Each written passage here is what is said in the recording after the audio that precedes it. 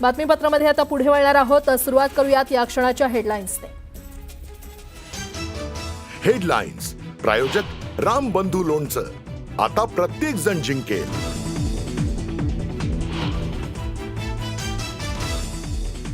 शिवसेना उबाठा खासदार आणि आमदारांची आज मातोश्रीवर महत्त्वाची बैठक। राज आणि उद्धव ठाकरेंच्या भेटीनंतर मातोश्रीवर खलबतं। पालिका निवडणुकीच्या तोंडावर काय कानमंत्र देणार याकडे लक्ष।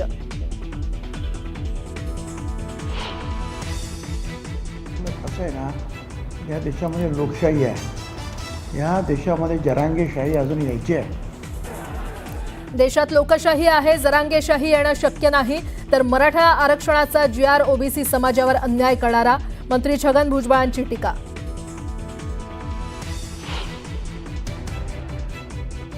ती त्याच्या डोक्यातली ती खोड आहे, जरांगेशाही अमुक काही। त्याला वाटतं त्याच्या म्हणण्याप्रमाणे सगळं चालावं। भुजबळांना त्यांच्या म्हणण्याप्रमाणे व्हावं असं वाटतं। भुजबळांनी केलेल्या टीकेला जरांगेंचं प्रत्युत्तर।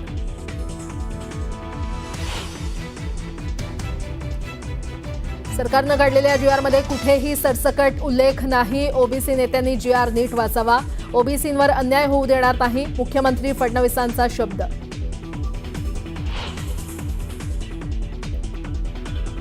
लातूरच्या रेणापूरमध्ये ओबीसी आरक्षणासाठी तरुणाची आत्महत्या। चिठ्ठी लिहून थेट नदीपात्रात उडी घेऊन तरुणानं संपवलं जीवन।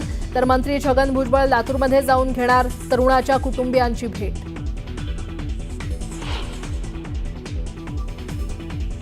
उपराष्ट्रपती CP राधाकृष्णन यांचा आज शपथविधी सोहळा। शपथविधीसाठी जय्यत तयारी। तर उपमुख्यमंत्री एकनाथ शिंदे दिल्लीला जाणार।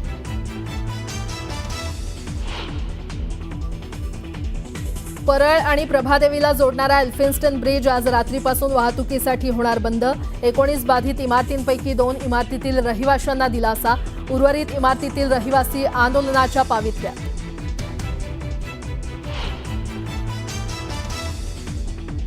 छत्तीसगडच्या गरियाबंद जिल्ह्यात सुरक्षा दलाच्या चकमकीत 10 माओवाद्यांचा खात्मा। माओवादी चळवळीला मोठा धक्का। तर सुरक्षा दलाकडून सर्च ऑपरेशन सुरू।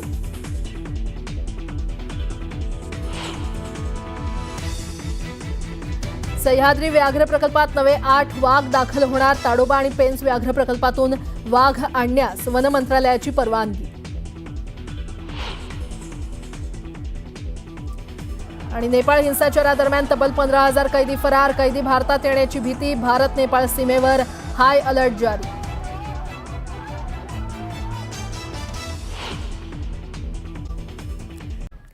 ब्रेकनंतर आपलं पुन्हा एकदा स्वागत। उर्वरित बातम्या पाहूया।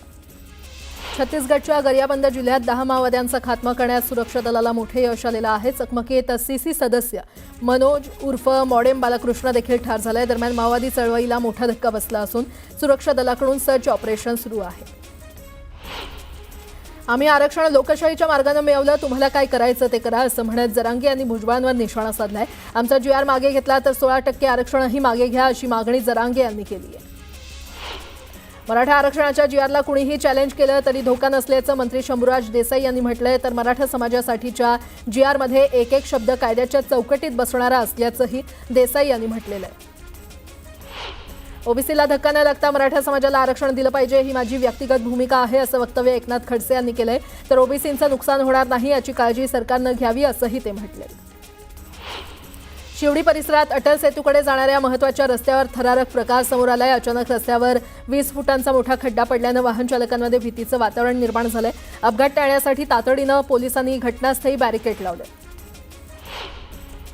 मुंबईतील शिवसेना भवनासमोर ट्रॅफिक पोलिसांच्या अंगावर ट्रक घालण्याचा प्रयत्न झाला। टिळक ब्रिजवर ट्रॅफिक असल्यामुळे अन्य मार्गावरून ट्रक घेऊन जायला सांगितलं म्हणून पोलिसांच्या अंगावर ट्रक घालून चालकांना पळ काढण्याचा प्रयत्न केला। सुदैवानं यामध्ये ट्रॅफिक पोलीस विश्वास बंडघर बचावले असून ट्रक चालकाला पोलिसांनी ताब्यात घेतलं।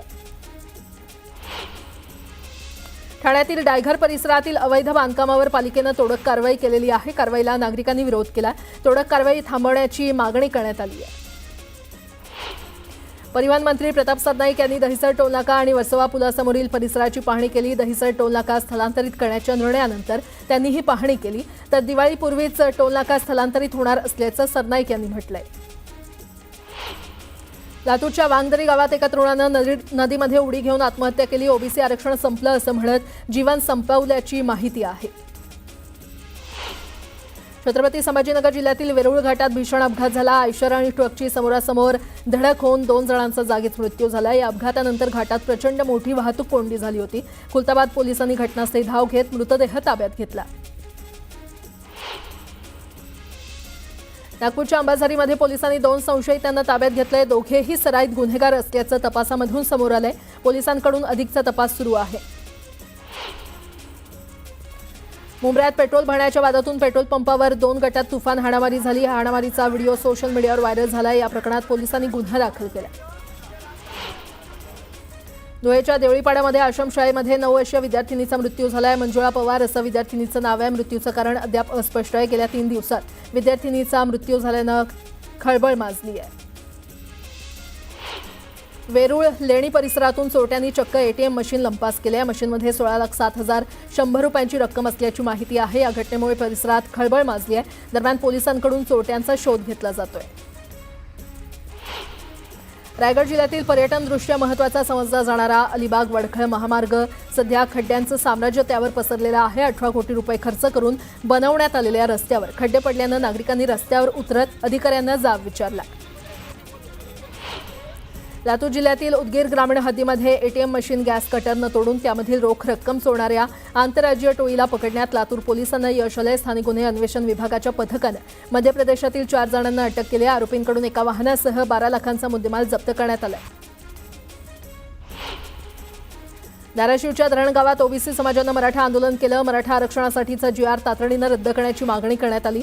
सरकारनं दुर्लक्ष केल्यास तीव्र आंदोलनाचा इशारा देण्यात आलाय. वसई विरारमध्ये मंत्री प्रताप सरनाईकांच्या जनता दरबाराचं आयोजन करण्यात आलेलं आहे. यावेळी जनता दरबाराच्या ठिकाणी ठाकरेंच्या शिवसेनेच्या पदाधिकाऱ्यांनी काळ्या फिती बांधून नाईक यांचा निषेध केला. दरम्यान जोरदार घोषणाबाजी करण्यात आली. बुलढाण्यामध्ये उपविभागीय अधिकाऱ्याला घेराव घालत शिवसेनेनं आंदोलन केलं. गेल्या वर्षीची नुकसान भरपाई अद्याप मिळाली नसल्याचा आरोप केलाय. तातडीनं नुकसान भरपाई देण्याची मागणी करण्यात आली आहे. बुद्धगया येथील महाबोधी बुद्ध विहार बौद्ध समाजाच्या ताब्यात द्या या प्रमुख मागणीसाठी लातूरमध्ये जनसंवाद कार्यक्रमाचं आयोजन करण्यात आलं. यावेळी भव्य ध्वज रॅली देखील काढण्यात आली.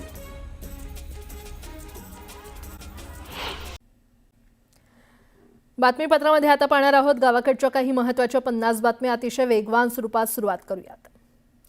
वरळी शिवडी उन्नत रस्ता प्रकल्पांतर्गत प्रभादेवी येथील जुना पूल पाडत त्या जागी नवीन द्विस्तरीय पूल बांधला जाणार आहे आणि त्यासाठी एल्फिन्स्टन पूल बंद करत त्याचं पाडकाम करण्याकरता MMRDA फेब्रुवारीपासून प्रयत्नशील आहे. मात्र त्यात त्यांना यश येत नव्हतं. आता आज रात्री 12 वाजता हा पूल बंद केला जाईल आणि मुंबई वाहतूक पोलिसांनी ही माहिती दिली आहे.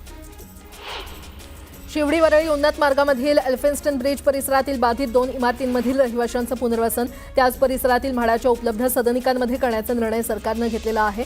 उपमुख्यमंत्री एकनाथ शिंदे यांनी याबाबतच्या प्रस्तावाला मान्यता दिली आहे. हार्बर मार्गावरील कुर्ला टिळक नगर स्थानकादरम्यान नवीन डायव्हर्जन मार्गिकेच्या कामासाठी शनिवारी रात्रीपासून रविवारी दुपारपर्यंत सुमारे 14.5 तासांचा ब्लॉक घेण्यात येणार आहे आणि या ब्लॉकमुळे हार्बर मार्गावरील वडाळा रोड मानखुर्द दरम्यानची लोकल सेवाही बंद असेल.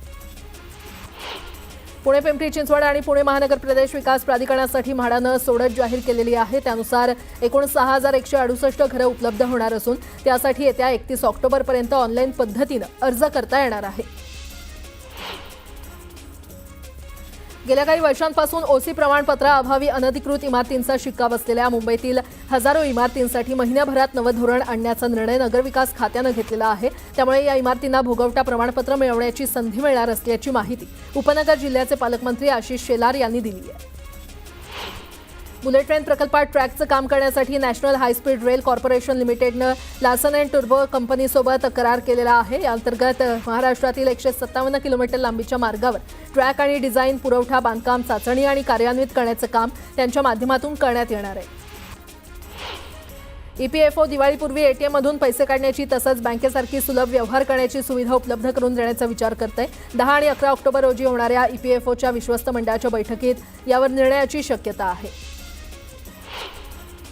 4थी आणि 7वीच्या विद्यार्थ्यांसाठी शिष्यवृत्ती परीक्षा पूर्ववत लागू होणार आहे. याबाबत धोरणात्मक निर्णय शासन स्तरावर होण्याचे संकेत राज्याचे शालेय शिक्षण मंत्री दादा भुसे यांनी दिलेत. यामुळे राज्यातील 4थी आणि 7वीच्या 37,74,988 विद्यार्थ्यांना शिष्यवृत्ती परीक्षेसाठी नावं नोंदवता येणार आहेत.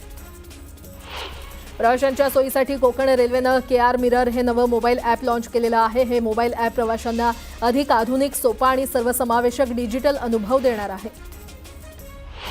प्रदीर्घ लढाईनंतर महापालिकेच्या 580 स्वच्छता कर्मचाऱ्यांना सेवेत परत घेण्यात आलेलं आहे. मात्र गेले 2 महिने त्यांचं वेतन रखडलंय, तसंच थकबाकी देखील दिली नाहीये. यावर पालिकेनं लवकरच वेतन आणि थकबाकी देण्याचं आश्वासन उच्च न्यायालयाला दिलेलं आहे. त्यानंतर न्यायालयानं प्रत्येक कामगाराला 50,000 रुपये भरपाई देण्याचे निर्देश महापालिकेला दिलेत.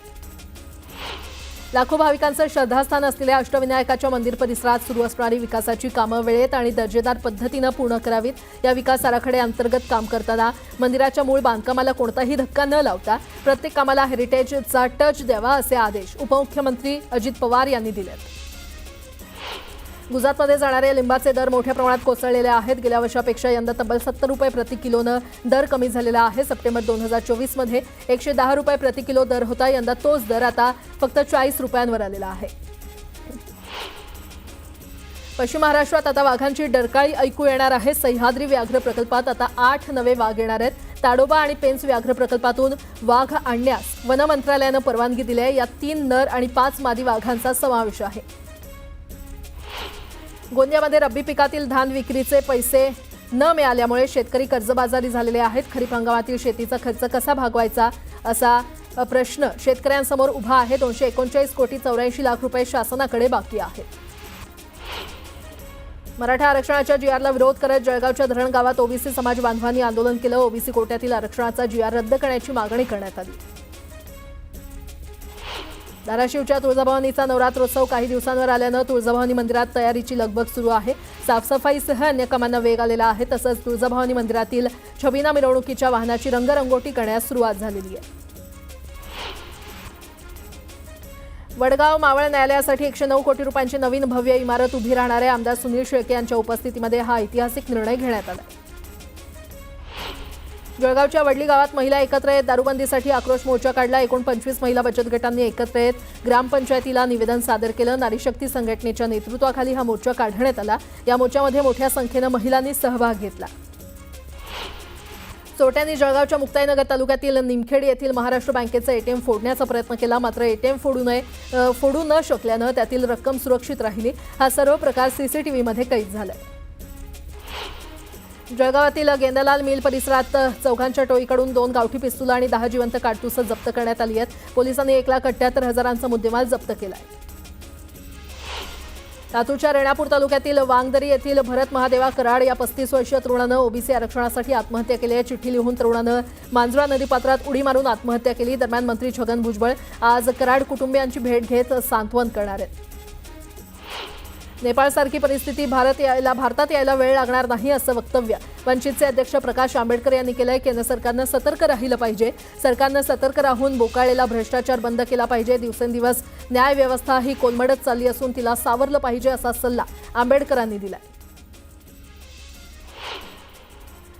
यासोबतच इतरही काही महत्त्वाच्या बातम्या आपण